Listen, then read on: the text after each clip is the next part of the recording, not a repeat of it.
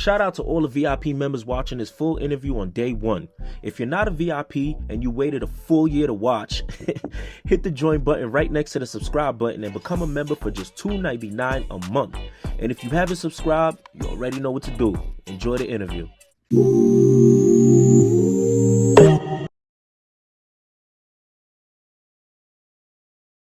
Yazier Belime, you tapped in with PPhilms. What's the word, man? Man, I'm here. Listen, man, before we start this, I wanna just say thank you for coming on my platform. And also I wanna say, shout out to To Dizz Wavey Taylor, and the whole crew at Ghetto Gospel.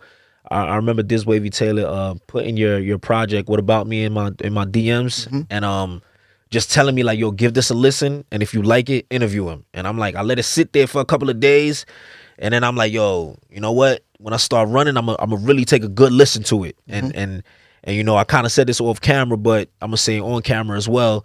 While I'm running, I just expected to run 1 mile, but listening to your song, that the music caused me to run 1 mile. That turned into 2, into 3, into 4, until I finished the whole project, ran it back again, and I'm like, nah, I gotta get him on the platform. So thank you, man, for putting out some dope shit. You feel me? That's love. Thanks for listening. Absolutely. Listen, man, I want to start this off by saying, thank you for coming on my platform, giving me the opportunity to help tell your story. You know what I'm saying? Here on PPhilms, we try to help the viewers get to know Yazier Belime, the rapper, but also the person. So, there will be personal questions, but it's only to let the people that love you and what you represent get a good understanding of who you are as a person, all right? Yeah, most definitely. Bet. So I'm going to start it from the top. We're going to go back to the beginning. Where's Yazier Belime from? I'm from Flatbush, Brooklyn. Newkirk, to be exact. I bet. For the people that don't know, explain to them, what it was like growing up in Newkirk, and what are some of the things you've seen with your eyes and the experiences you made out there? I mean, Flatbush, Newkirk is just like any other hood in the world. It don't differ too much. Yeah. You get tough times, you got good times, you got ups, you got your downs. The community raised you, the hood raised you, the streets raised you. So yeah, it's nothing too crazy. Gotcha. Going from kind of like growing up in Newkirk, your family dynamic over there. I was listening to one of your songs, Black Sheep, and in there's a line where you say, "I came a long way, the black sheep. I used to think mama don't want me." For us, when we think about son and mother relationship, that's like, usually the first love. That's kind of like, the person you look to who has your back at any moment. So what made you, explain that line for the people? Well, just to clear the record, me and my mom was good. Okay. Our relationship was good. But when you're a child and you're a kid and you outside and you're doing things that you kind of rebelling, your parents telling you to do one thing, you're doing the other. And at that time, I always say that, sometimes you got kids that are bad kids and not bad parents. So sometimes we do the unnecessary. Your parents tell you don't go do this, we go do that. We stealing, we doing shooting, whatever it is. You understand? Yeah. And necessarily you don't have to do these things. So you're being bad to your parent. Yeah. And at my age, I'm the youngest of 9. So my mother had me when she was really old. So teachers calling like, come pick him up from school. And she like, no. So now she's like, damn, like, what mother don't want to come pick up her kid? Yeah. But she was so tired from the other 9 that I understand now that I'm old and I have children that she died like when I was 17. Okay, rest in peace. At this age, she got remarried. Yeah. She kind of just trying to enjoy the rest of her years, which she's entitled to. And I feel like sometimes as children, we don't see it. We just don't know how much we're putting on our parents. Yeah. And by the time I was young, I was just wilding unnecessarily. She was old. She couldn't do the running back and forth. So I used to feel, but as a kid, I felt like I was a black sheep. Like, damn. But as I got older, I understood it. Gotcha. All right. You did say she passed away. My condolences to you and the family. Did she die from old age? What natural causes? What was the cause? She died from lung cancer. Okay. Damn. Around now, you're 17 years old, teenager. Are you in school at that time, or are you kind of like in the streets? What's going on? Well, yeah, I was in school. I graduated, but the streets was like school at that time. So Yeah. you know, he was getting into it regardless of what. But yeah, I definitely was in school still. Got you. My senior year. Okay, at that moment, are you considering college or no? No, because during like our time, we wasn't told about college that much until like the senior year. So from 9 to like your junior year, you doing whatever the fuck it is to pass. I'm getting a 65. I'm just trying to get out of the school. And then senior year, they kind of like bringing college into it. But I already was having a child at that time, so I was more focused on getting money. Got you. Okay. The reason why I asked that because I'm like, damn. Now you even say you're kind of graduating. You focus on having a child, getting money. Now your mother, you lose your mother. What's the mindset now? Like what is going through your mind? How does that change you as a man? Now that I'm older and I reflect on it, Yeah. I'm still, going through those hurdles of understanding. But I was moving so fast at that time. I missed so much. So it was like, I accepted it. Like, mom died. It's happened. You got to man up. You got to do what you got to do. It's unfortunate. Yeah. I cried, but I got to, make way. Yeah. And I was just moving so fast that and I thought I got older, it kind of like resonated. Gotcha. All right. Bet. So 17, having your first child. What's that like? I had my first child when I was 27, and I was scared as shit. So you had yours a decade before me. What are you feeling? I was already like, wanted to be older than what I was. Okay. So I was already taking on more responsibility. I was already out of my mom's house at 14. So wow. It was just like another day I'm gonna have a child. Fuck it, let's do it. Wait, sorry to cut you off. Were you happy about it, or were you kind of like? I was. Oh shit. I wasn't scared. I was already doing things like we were so ahead of people that it was already like the norm. I was already making thousands of dollars. So it was like normal. You get what I'm saying? But the difference between then and now was that money doesn't build the relationship with your child. Do you think that just giving money at me at 17, I'm just saying, I buy some clothes, get this, and I could just keep running around chasing girls. And as you get older, that time is more than everything. Yeah. So that's Gotcha. It's interesting. You say money doesn't build time. Once money doesn't kind of like equate to like building a relationship with your child. Mm-hmm. I know only a father could say that's been in it for a while, because I too went through that. Like where I'm like, yo, I don't care. I'm gonna see my child, but I don't care how much he sees me, as long as I come with a bag. You know what I'm saying? Until I felt when I didn't have no money, and I literally had to spend time. And you know what I mean? I remember the most humbling shit was when I fell on hard times and I had to ask my baby moms, yo, just send him with $20, $30 so I could just buy groceries to cook him something. You know what I'm saying? And that's when I feel like that's when I really knew what it was like to be a real father. You know what I'm saying? Did you ever have a moment where you were like, okay, this is what fatherhood truly is?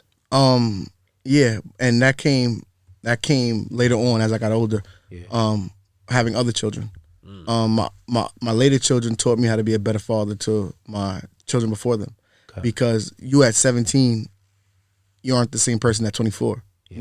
So I grew so much more mentally, and you got to make sacrifices, and you kind of just, it's like, you could curse on this, right? Yeah. All right, so I consider like parenting or being a good father or anything like that to the analogy of like giving head or something. You gotta want to do it. If you don't want to do it, you're not gonna be good, right?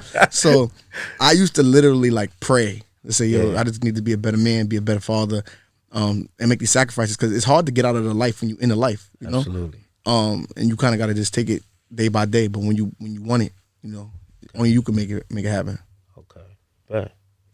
How about the relationship with your father? I know in What About Me, that actually the opening song, you kind of say, you kind of bring up your dad, and you're like, he would always show me in person, his splashes of wisdom and how to not end up in the system, even though when I was 9, somehow he magically ended up in prison. Explain the I guess the comparing the I guess, what is that, the ironic the okay. Did you feel like he contradicted himself? Yes, the contradiction. It was like, take your own advice as a wisdom. Yeah, me and my pops is close. I'm a daddy's guy. Yeah. You know, my mom probably turned in a grave when I hear him say that. But yeah. So we always was good, but my father instilled a lot of morals in me from a young age. You know, take care of your children so they grow to take care of you. You know, things like that. You know, walk with your chest high. Don't, you know, things that you teach your son.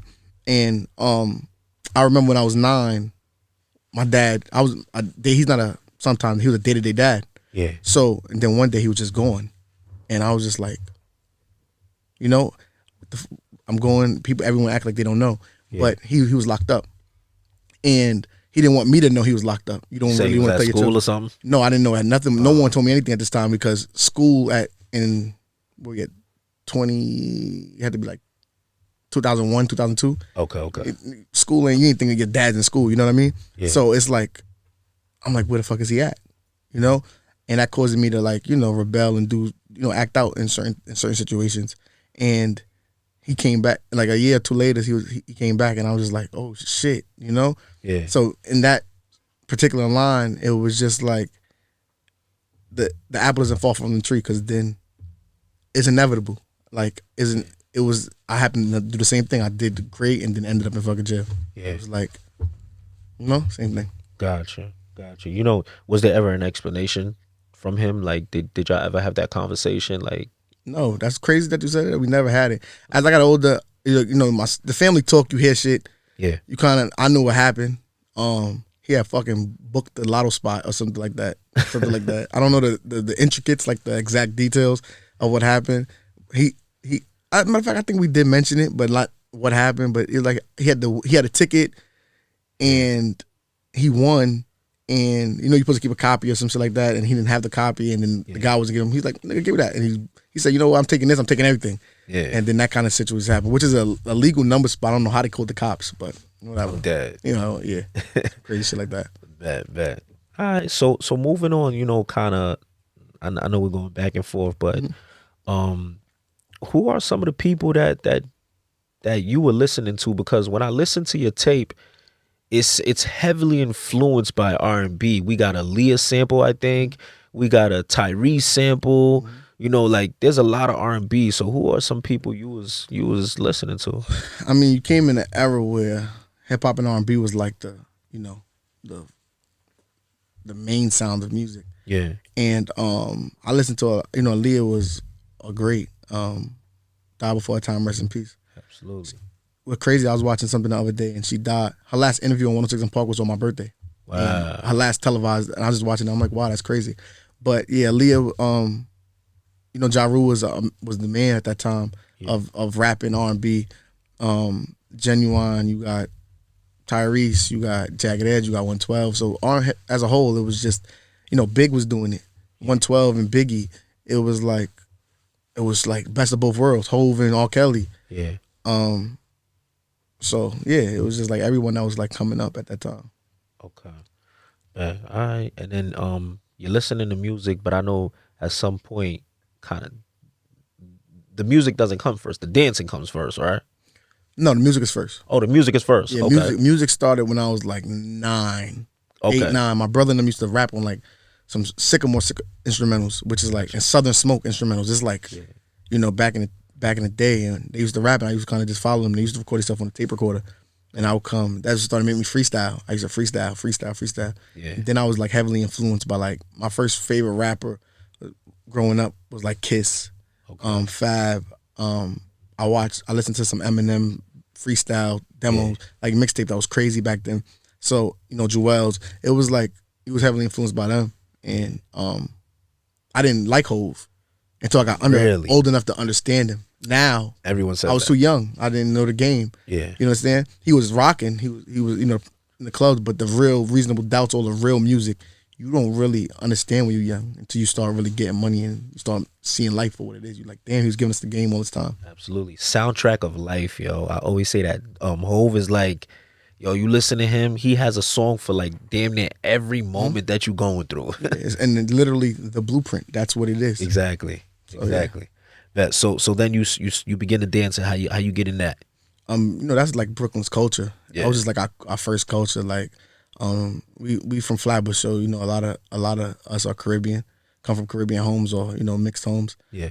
So you know, shout out to dancing and all that type of shit was like first nature for us. were you kind of like aware of, I think it was Flex? Yeah, of Yeah. course. Okay. Okay. I was Okay. around for Flex. I did both. Okay. I did Flex in Brooklyn. My mans and a lot of them did that time. Um, I was doing Bruck Up at that time. Yeah. Block parties, Everybody. Bruck Up. I was like, first nature. So that was just us. Yeah. You know that and that kind of, you saying that kind of brings me into the sound of New York today. You know, where everybody's saying New York drill, Chicago, this and that. I feel like, yo, this has a lot of New York influence. Like I just recently heard what Diddy said about New York being In last in place. last place.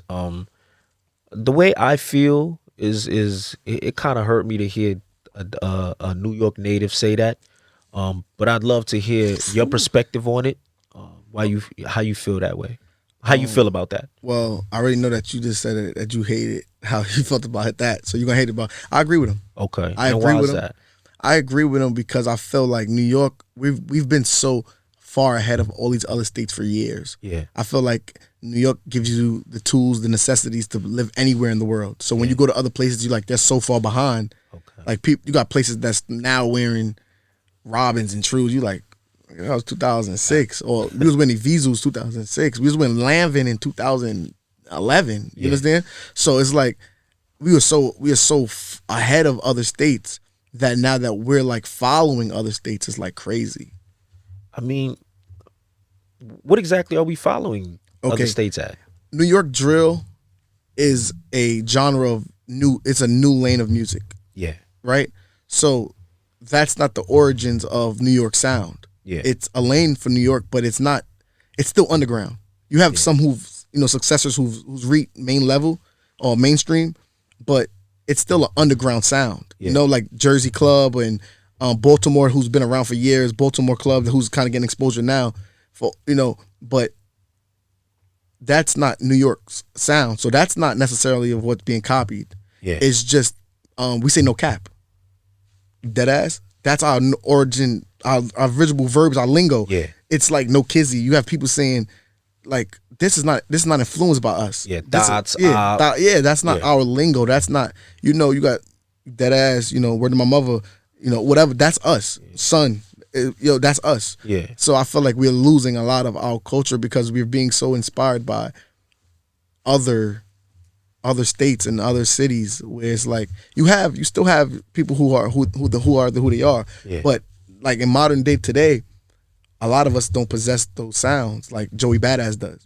He still has a gritty, or Griselda is a New York sound still. And they're from upstate, but they're still, we New didn't York, consider them New York at all, but they kind of made it New York, Absolutely. So it's like, that's like the rhyme patterns, the cadences, the beat selections. It was a lot different. The dressing, it's just like, it is what it is. Yeah, I mean, I agree with the everyday life we are. The internet makes it so that different states are taking from different states, but musically, when he says that we're in last place, I want to know to who's in first. Because all right, this is how I feel. It's like, hold on, when I say that, Okay. look, the reason why I hurt is because you got Ice Spice, who Drake just flew out, the biggest rapper in the world. Yes. Flew her out. He also just followed Diddy Osama. okay, You know what I'm saying? You got everybody from every other state coming to New York right now yeah. to steal the source. So, I don't think it's the still the source. How we in first? How we in last Okay, place? I'll You know? explain it. Yeah. Drake's situation was a marketing deal. It was a marketing strategy from the higher ups. That's how it started. You feel like they cashed out on that's that? definitely he unfollowed and everything. It was just that's Yo, what it that's was. that's a good point. It's Okay, marketing. good observation. Yeah. He out of all of the people, he went her DM, but she does have star potential. I wouldn't say that she doesn't. Yeah. I think with writers and the right team around her, we're helping. She'll get better, but she has an image. Her cadence is good. Her voice is good. She'll get better. So it's not like I'm discrediting her. Yeah. But I just think that New York is at it's like open season where it's just business. People can come here and get these little artists who don't know nothing, who young, and they're selling on YouTube and making money. Not gonna make money here. I don't think they're necessarily stealing the sound because you don't have rappers doing it. Yeah. So that's why when Diddy says last place, it's like, is anyone in New York big as Lil Durk right now? I think with Dirk, you can't do that. Okay. Is let me anyone tell as you big why. as Youngboy? No, Kodak. no. Um, Can I say? I believe we have a Boogie should be that. I believe he's like I think he's like the most musical artist Yeah. in New York at this time. That's mainstream already. Yeah. But New York is in last. It's like you don't have but when New York artists get big, they get big.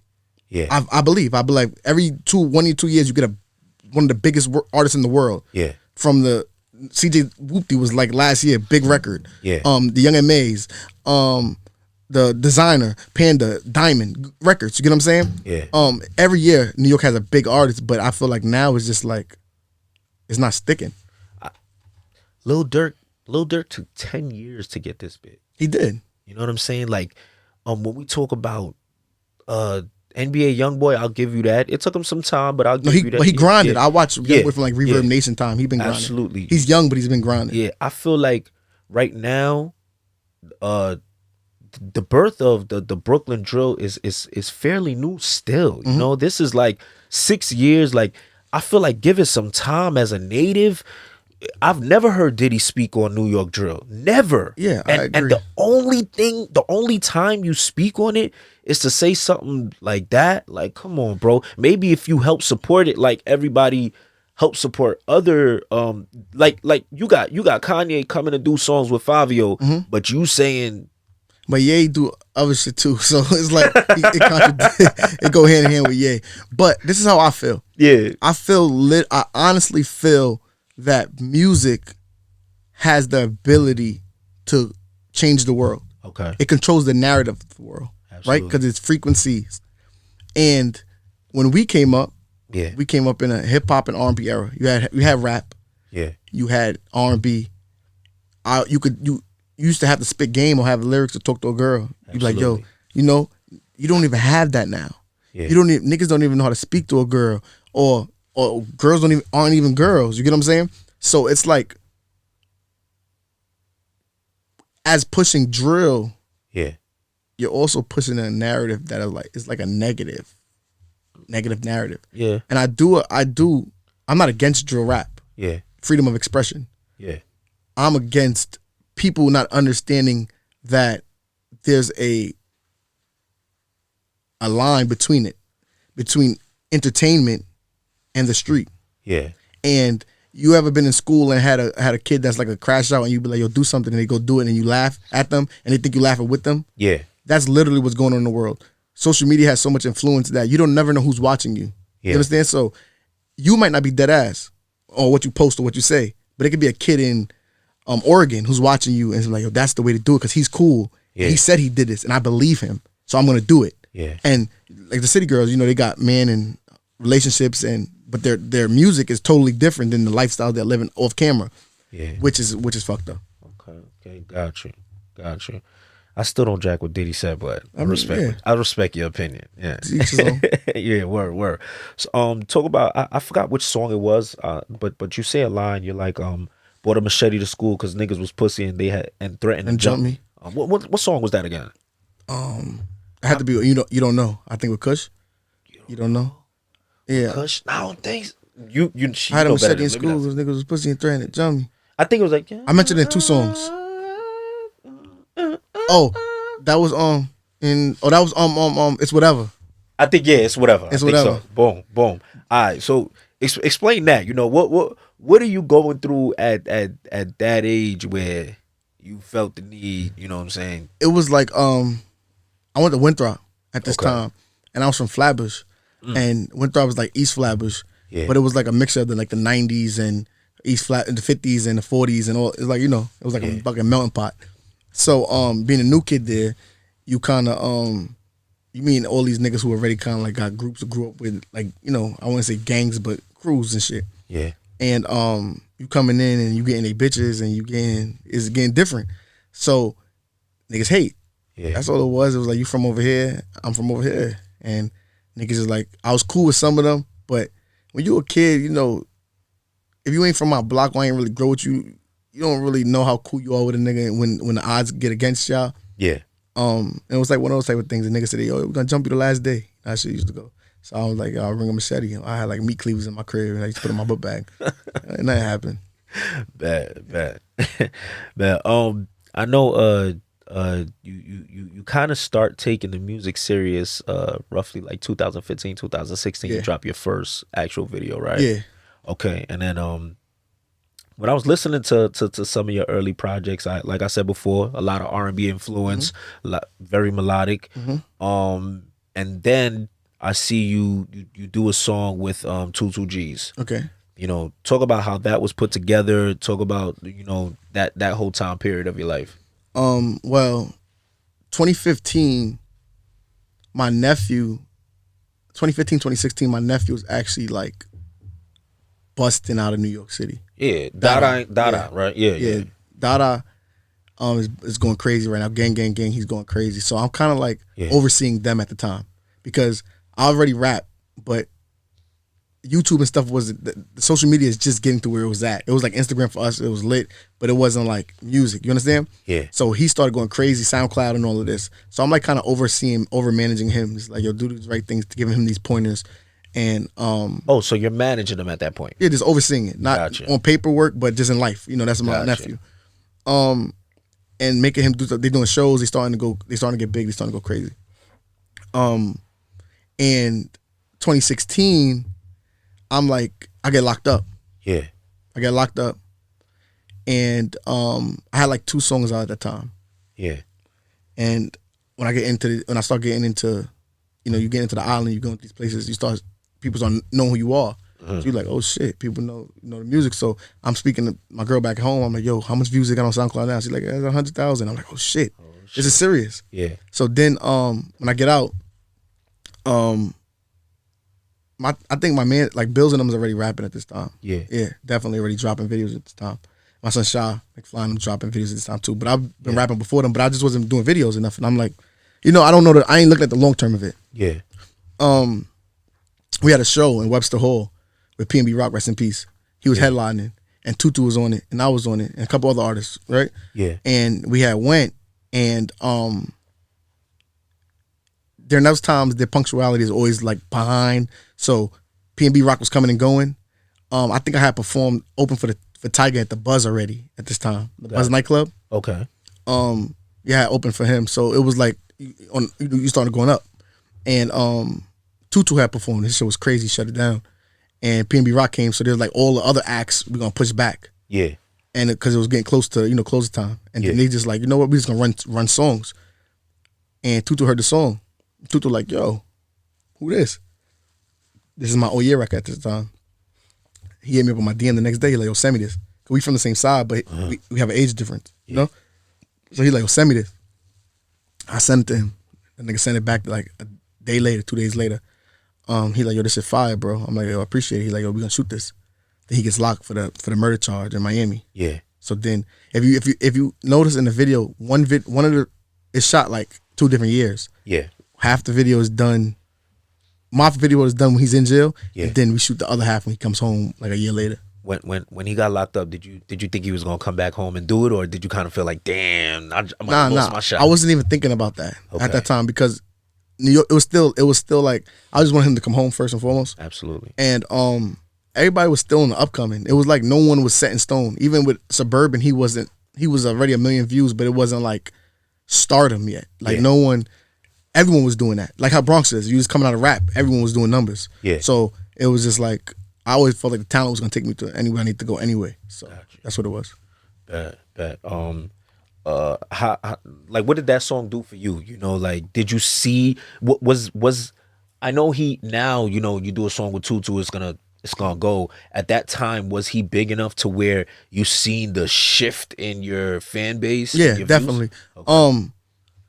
I would say it was a cosign for me being able to get all the features I have gotten. Gotcha. So me getting a 2G's feature at that time, I was able to get features from any other artist that was doing 1 million views because I had a catalog already. I had an artist with someone that was one of the biggest artists in music, in New York music at that time.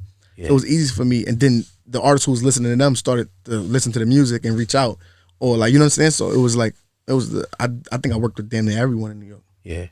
Gotcha. All right. And you said before Dada's your nephew. Yeah. You know, I think like everybody was kind of shocked at that. Like, did y'all ever make music together? Or Yeah, me and Dada got a lot of music together. I mean, I would say, you know, I'm responsible for him rapping. I know he watched me.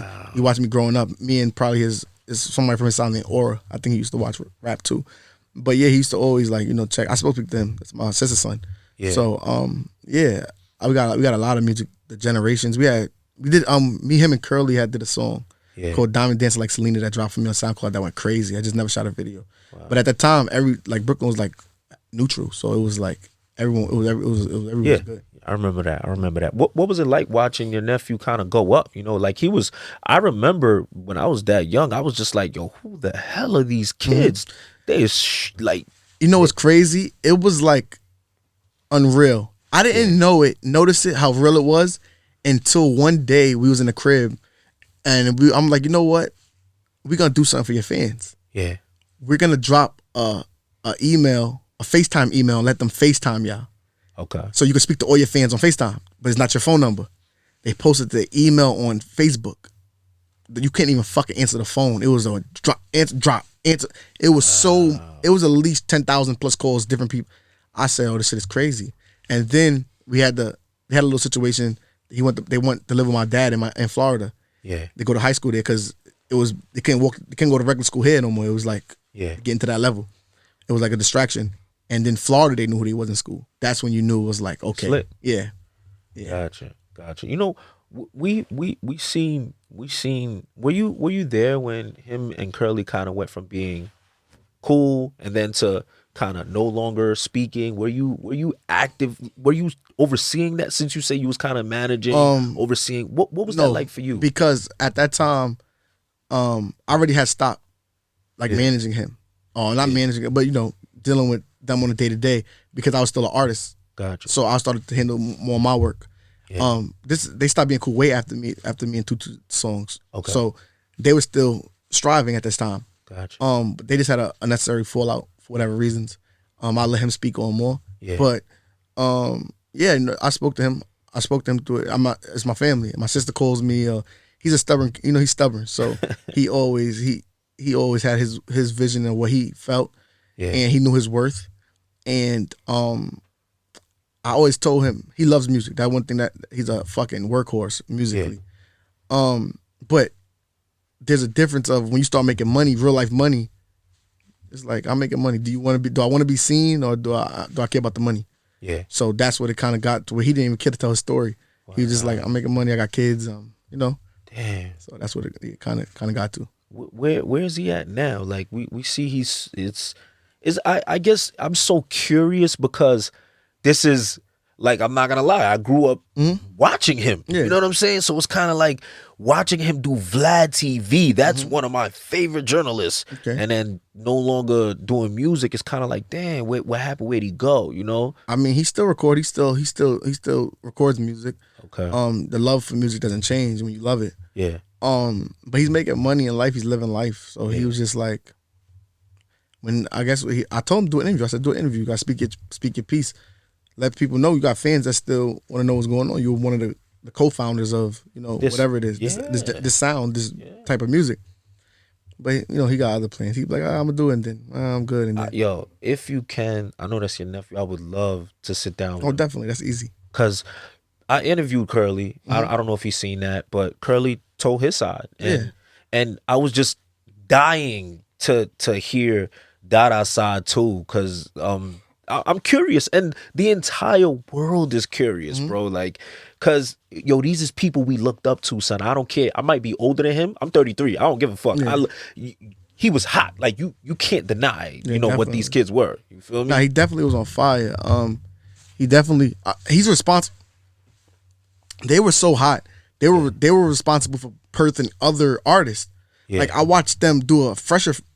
I knew Fresher prior to them, but they did wait a minute, and that shit didn't went crazy. Yeah. Like, they were big enough to get an older artist pop. You know what I mean? Like, it was like crazy. They was on fire. Wow. But I feel like a lot of times the artists like Tutu and Dada and even Bambino, because Bambino was around at that time as well. Absolutely.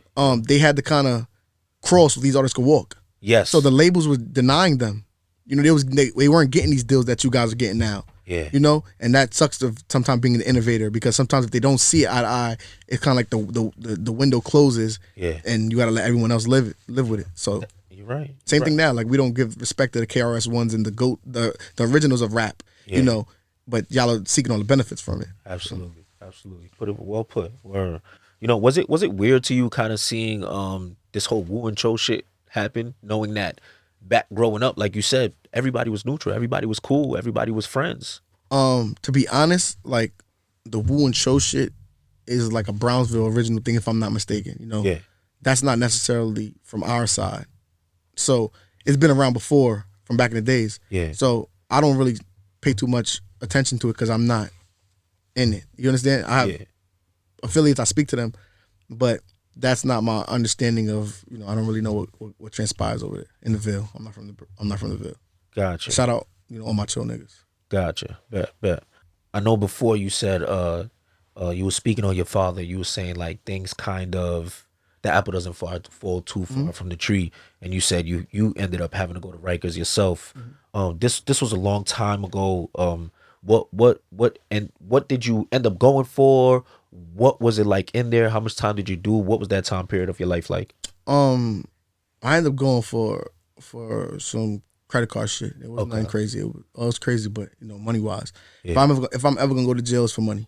It's to make money. Yeah. I might as well to feed my family or whatever. Yeah. But yeah, it was just an unfortunate time that I felt like, damn, I did 24 or 5 years under the radar of being good, and then you get locked up for a mistake that is not necessarily caused by you. But it's what it is. It happened. You kind of you know what you sign up for. Yeah. I was only locked up momentarily because I didn't have bail. I had warrants in Florida for some shit that happened that I was doing out there. Gotcha. And so New York, when I came back to New York, I was driving. I got pulled over. They said they had a warrant for me, so I had to get expedited. Yeah. And you got to kind of wait 3 months on the island for them to get you and do all of that shit for your extradition and all that type of stuff. So I didn't have bail until I got down there. Yeah. I got down there. I had bailed out lawyers. I had already paid lawyers, so it was good. I was only locked up for about three to 4 months. The only thing that was like really traumatic during that whole experience was I got out of jail a week after my twins were born. Shit. So I missed my children's birth. Damn. So that was like March 23rd. That was like, you know. Yeah. Gotcha. Damn. You know, while you're in there, now you say you're a face card, you know. Yeah. You're putting music out, people know you. There comes positivity, there comes people who, hey, that's Yazier Belime, shit, we wanna chop it up, we want to autograph. But then there's people that's that's Yazier Belime, yo. Was there any negativity that came with people knowing what you look like? Nah, I really ain't had no problem when I was in there. You know, I guess, you know, you kind of recognize who was who, and you kind of I'm always just me. I'm always just myself. So, you know, when I got in there, you got people coming in from intake. They ain't got food. They ain't got shit. I was sending packages to niggas giving love just because you coming in. You know, I know how to get. I got money. My commissary full. I'm good. You know, I know how the game is. So people never. I was cool. I play. You know, stay to yourself. Stay to who you know. Yeah, that's really it. Gotcha. All right, bet. The song "My Confessions," literally one of my favorite songs. I think my favorite song. Okay, that's what's up. That's what's up. It's that's the crazy. last song I wrote. I know. I heard you say that. I'm like, yo, isn't that crazy? Like the project was wrapped up. What made you feel like, nah, it's not complete without this right here? That's crazy because the intro and My Confessions came day after each other. Wow. I wrote the intro the day before the tape came, like 2 days before the tape released or some shit like that. Yeah. Well, I didn't write it, but I recorded because I don't write. But which is crazy, by the way. All those bars, I'm DMing you bars. I'm like, there's no way. To hear that you didn't write these things, nah, bro. It's talent. I jot. So when I'm reading, I don't give away my, you know, what I be doing. But as I go through life experiences, or sometimes I'm just driving, or sometimes I'm just scrolling on Facebook, and I see something, and the correlation between that and the music, I'll just write a mental note, or write in my notes just a line or something that represents like I just said on one of my new tape that's about to come out, and bitches gonna fuck just so they don't gotta pay Optimum, right? So it's like necessarily like just because you always see bills, bitches will be like, so you're gonna have sex just so that you don't have to work. Yeah.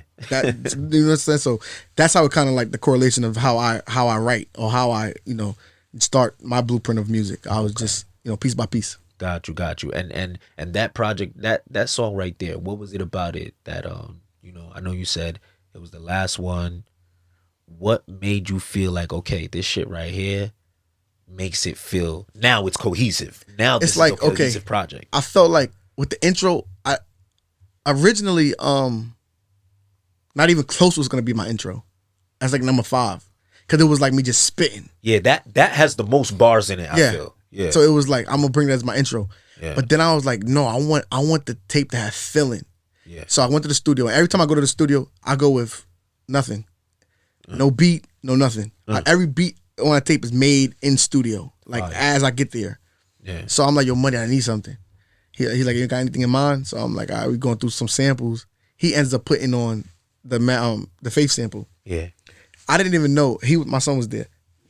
I didn't even know Set the Trend had did that sample. Yeah. I didn't even hear his song yet at that time. But it's different. Yeah. He does it. I'm like, I got it. But like halfway through making the beat, I said, let me go in. I put the first 4 to 6 bars. I always do that. Just so I could get a feel of how I'm going to attack the song. Yeah. Then I think about 1, 2 things, go back in, put 2, 3 lines down. And that's how it came up. And then the next day, I'm listening to the tape, playing back. And I'm like, I need something's missing. You just feel it. Yeah. And I'm like, I gotta kind of tell my confessions, my stories of what I feel. Yeah. And then my confessions, I'm like, I found the beat. He started chopping it. I went in and then it was just like organic. Word. You say, still feel my family is messed up. Mm-hmm. Mom died, but she never left us. Had a daughter, she never met her. Had a son, but she never met him. Pop's alive, but he never met him. Tell myself I gotta do better. Yeah. Explain those lines. First of all, obviously, rest in peace to your mother, like I said before. But so I'm assuming that your children all of them came after she was passed. born. Yes, that's exactly what. Okay. You're absolutely right. My oldest was pregnant when my mom died. Gotcha. So she never met her. Boom. But that was not by choice. But my pops is alive. And he never met him, and that's what was the difference. Yeah. It was because that was that could be resolved. Yeah. So which is crazy of how life works is. I told you after I dropped the tape, I went to Miami. My dad lives in Florida. Gotcha. He lives like 2.5 hours from my Miami home. Yeah. So I was out there with my kids all the summer, and I said, you know what?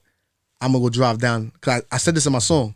I gotta fix these. I gotta live this. I gotta fix this, right? Yeah. And then I went down there to drive them because they've been waiting to see him. They always meant like video chat and stuff, but not in person. Yeah. I'm only my son, but he was a baby and he nothing he could remember. So I had all of them there. I said, you know what? We're gonna drive down. I drove down. They went fishing with with their granddad. They was happy, so excited. Yeah. And then 4 days later, he had a stroke and heart attack. Wow. So it was like he passed away too. No, my dad, but he's in the hospital. Gotcha. He's like half and half. Gotcha. But it was, he was so regular, and it was like something kept telling me. I was like, I'm gonna put it on. They're like, it just said go. You said this in your record, go. Yeah. So I just happened to go, and then it was like he was waiting for that. Yeah. Look how life works, man. Mm-hmm. Crazy. Even another line after that, you say, my sister been dealing with shit that's bigger than Ritalin. To figure it out, the shit Ritalin. Youngest of 8. On both sides. Yeah. Somehow I'm gonna end up the middleman. My brother feel like I belittle him. Yeah. It's like my sister. One of my sisters dealt with schizophrenia. Okay. She got diagnosed, I think at like 23, 24. She's older now. Yeah. And I have another sister that's kind of like really like emotional. Yeah. Maybe ADHD. Like she's like, one of those things. Yeah. So it's like my sister been dealing with shit that's bigger than Ritalin. Like it's bigger than that. You know what I'm saying? Yeah. My mom dying, everything going on. Youngest of 8 from both sides, but I felt like I'm the one that gotta be the backbone. I'm the youngest. Yeah. You know what I'm saying? And I feel like I'm the one that I guess y'all made all the mistakes for me to live the life that I'm in. Like, I feel like besides one of my other sisters, I'm kind of like, I came out how I was supposed to, you know? Wow. I have a sister that went through that too. I'll never forget. Fortunate. Yeah, where I'll never forget. Like I always tell people, like watching them before she was died, not watching her now, and when I think about Her before she, before, yo, different it's person. It's not even close. complete night and day. Night and day. So like talk about that. Like what are because I know what it does Yeah, to the see, family. that's crazy. What is that like? Bro? What's crazy about it is that she's the closest to me in age. Wow. She's older than me, but it was just they had sign. It was signs before, and I was young. I think 12 at this time when it happened. I think that was postpartum or whatever. She had a baby. Yeah. But we was in like we had moved to Lancaster, Pennsylvania. But my mom had got a house there, so my sister had came, but my older sister was already out the house and everything. And we used to be there, and she used to smoke. She started smoking. And my sister then was like fly. She went to Erasmus. She was in the in crowd. She used to be like fabbing them. Like, she was like in the in crowd. And then I remember we used to like rap like Lil Wayne, Chris Brown, Poppin'. That's the songs that's like registers in my head at the time. Yeah. And she used to be like, are we gonna die? Or am I ugly? And I used to be like, shut the hell up. What's wrong with you? You get what I'm saying? Yeah. Or it's like she'll be like, there's a rat in my stomach. And you'd be like, what are you talking about? And you think she's joking, but she ended up being pregnant. And those are like the signs of it going left. Some people say she was laced. It could be anything. You don't know whatever triggers it, but it was just really unfortunate. I remember being like, my sister's like a zombie. Absolutely. Like she was so much of life and so, fly and funny, and it was just like, damn. Yeah. Yeah. It was crazy. Yeah, that's literally what happens. It's like a fight with give them medication but watch them be a zombie, or don't take medication but watch them bug out from time to time. Yeah. Tough. And she got better. Like she got a lot better. She's good. She got her son. She's working. Yeah. But she's nice. not who she was. Yeah. Regardless. Yeah. Changes you forever. Yeah, for a fact. Absolutely. And it happened with my best friend too. Wow. It's crazy. Wow. Damn, yo. Sorry to hear that, man. Or this whole project, I feel like when I listened to it, like literally most of my questions came from just listening to your tape. Yeah. You know what I'm saying? Like, what was the goal with this project? What was the goal for you? And was it therapeutic? Like, that's what I want to know. I spoke about that. That's crazy. The tape was just, it's like the album is What About Me. Well, it's not an album, it's an EP. Yeah. But it's What About Me. So it was basically saying like, what about me? I'm telling you about me, my life, my struggles, my ups, my downs. Because I feel like a lot of time with artists, you get the glamour of them, and you don't understand their struggles, and you don't understand their life or who they are. And I'm a student of the game, and I'm a big Drake fan, and I always felt like Drake allowed me to understand his life of his uncle and his mom, and his dad, and what was going through. He made me feel like I was there in those experiences, like I knew these people, So it was just like giving y'all my life, my understanding, my struggles, because you might be, look, we have similarities in what we went through. Absolutely. And there's a lot more people struggling than there are rich. Yeah. So I'm always going to give you my struggles, and you got to make peace with that first. I felt like I was at the age where I made peace with it, and I understood it, and I was able to speak on it. Yeah. Whatever it was, and I wasn't embarrassed by it. A lot of times people are embarrassed by their down days, me sleeping on the floor, me sleeping on, but those just built character of who I am now, I came from that. Nothing I could have did about it. I wasn't underprivileged. My mom took care of me. My dad had money, so it wasn't like I was underprivileged. But I had hard times, with life and family, and those things always happen. Gotcha. Well, shout out to you. Like I feel like and I said this off camera, so I like to, if I give you a compliment off camera, I gotta do it on camera too. I feel like in New York, I feel like a lot of us blogs and a lot of the platforms, we kind of dropped the ball, like, because for such talent to be coming out of our city, we gotta tap in and get behind this and push this to you know what I mean, as far as we can. You know what I'm saying? I totally understand that, and commend you, and I appreciate you for that.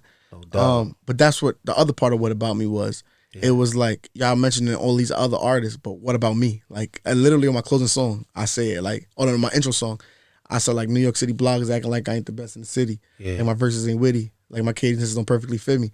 So it was just like like what about me? Yeah. How y'all forgetting me in these conversations or in these topics and these things? Cause it was a time where it was of me and y'all remembered and y'all was happy but I guess I supported y'all. So there I go. Gotcha. The only thing I'll say, like, I'm gonna be honest, because I started, telling people, yo, tap in with this, and the only thing they said was the inconsistency. Okay. That was the one thing they were like, they want to see you be more consistent. You know what I'm saying? How do you feel about that? At a point, I disagree because a year ago, last year, the year before that, there's not an artist coming out of New York City that was like literally the biggest in the prime that I didn't work with that I could have worked with. Yeah. You know what I'm saying? From Papa the Don Cuzwalk. Yeah. One of the biggest records. At his peak, we had songs out. You understand? Yeah. Jay Guapo, he had songs out. Siggy Black, we had songs out. Yeah. The list is like extensive, even to where artists like Stumbles that some people won't know now, but was a billion. I was working crazily at this time. I think I did fucking 15 videos in a year and songs dropping crazy left to right. Yeah. And then sometimes you got to recoup. I feel like people want you to be consistent when you got to live. Yeah. Music is living. You got to experience the world. I got to travel. I got to give you my experiences. I got to let it sit in. I got to see how I feel about it. I got to break up with my girl. I got to, go be down. I got to hustle. I got to deal with my kids' attitudes. I got to deal with 4 of them. You understand? Yeah. I got to deal with 3 baby mothers and 3 different personalities. Yeah. And me being a everyday dad with my children staying with me. So I got to get through these things first. You get what I'm saying? And I still got to make money. Yeah. So I felt like I had to mature the music. I took a little break, matured the music, dropped Die Young with Maury. Yeah. And then it was just like, then I was able to give y'all, what I wanted. Gotcha. Well, Yazier Belime, man, what could we expect next from you? Well, I'm about to drop another tape. Yeah. In probably probably a week or 2. I'm just gonna drop it any day. Okay. It's pretty much done. It's called 5 p.m. After School. Yeah. It's an EP.